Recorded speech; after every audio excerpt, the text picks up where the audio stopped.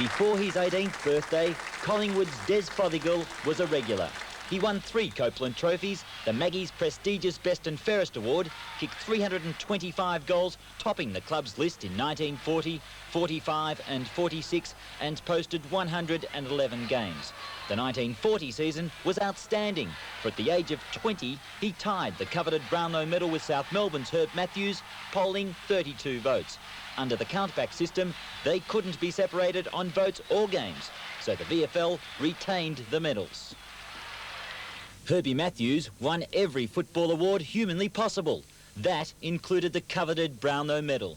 He was third in 1936, a bridesmaid in 1937 and 41, but broke the barrier to tie with Collingwood's Des Fothergill in 1940 with 32 votes.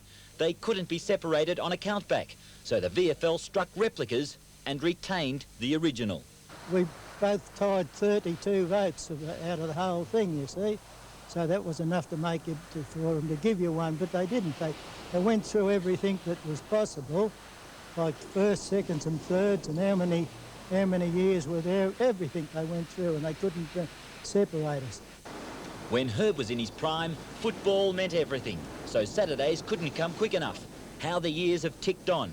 These days, the 76-year-old has retired to the Otways, with his wife Rita swapping the tension of the city to enjoy the open coastal air. Their son Greg built the house, and having finished a long stint with the Railways, the Swans champ decided to hang his boots up at Apollo Bay. Supported by a cane, the knees may have given away, but not the hope. And Herbie is tickled pink to get his hands on the real thing after almost 50 years.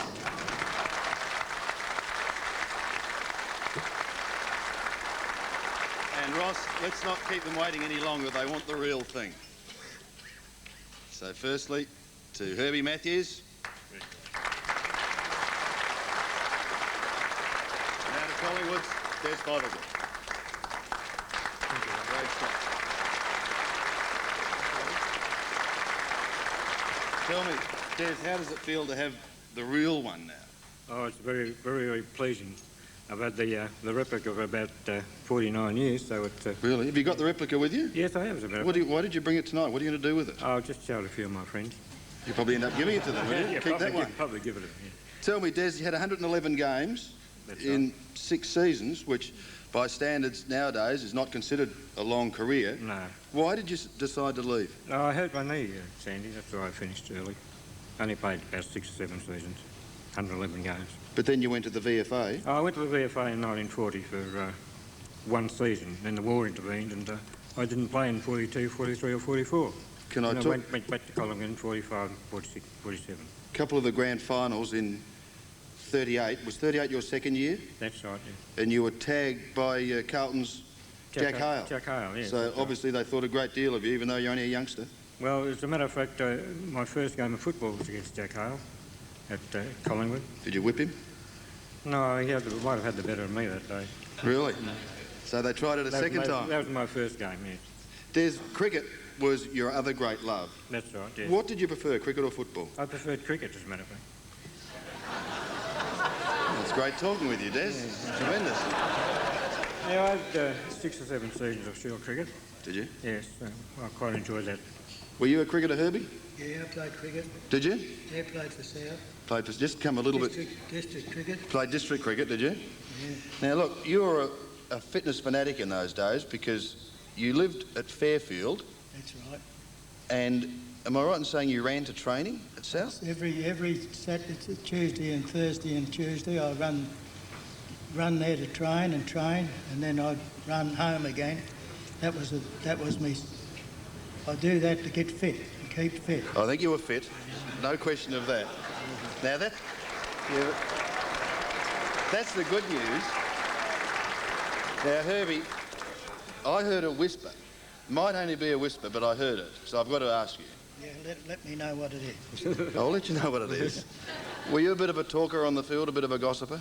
Yes, I was a talker on the ground because every player that went out, and I was the captain, I had to make sure that they were doing their best and get their best out of them. I had to use my voice on it. And if they didn't go, they knew. I didn't pull any punches at all, but it wouldn't matter who it was. If they weren't doing their job, like pulling out or anything like that, Into not it. going for the ball, I used to get into it. And your voice still hasn't recovered. No, it's got worse. Now look, back in those times, there was a grocer by the name of Archie Croft. And he sort of had, did he not, the Foreign Legion of South Melbourne. Were you in that? Yeah, I worked there. Did you? Yeah. But apparently half the team did, didn't they? Oh yes, but that was all right. You give them a job, so, like to keep them in the side and all that business. So they worked there.